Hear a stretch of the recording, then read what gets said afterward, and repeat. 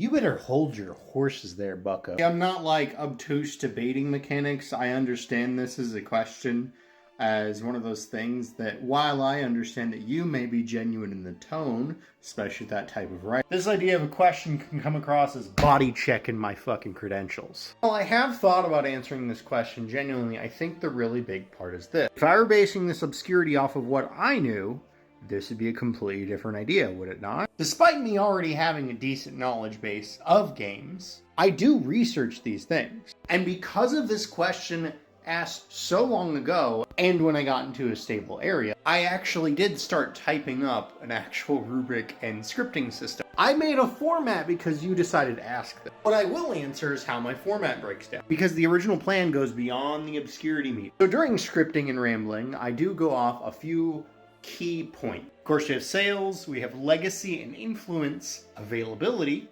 franchise presence, and online footprint. Online footprint is also shorthand because we also just in general need the documentation. However, we have bonus modifiers. Regional limitation is important to understand, but while it is a factor, it's not exactly something that should take away. Sometimes it just adds, like Asterix and Obelisk. In the States, they don't have too much of a presence, but to say it's obscure to know about those comic characters is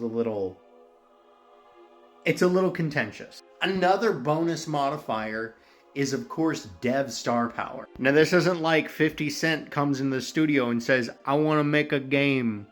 I want to shoot up in the Middle East.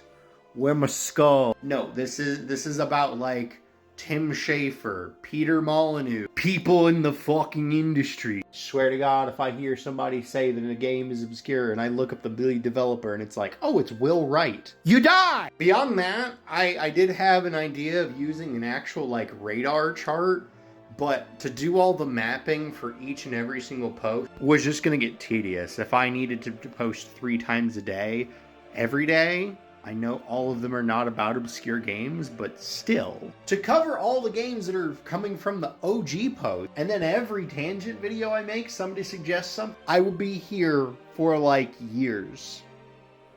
If it were once a day. I'm trying to up the post count. I have drafts. There he goes talking about the drafts again. Shut up!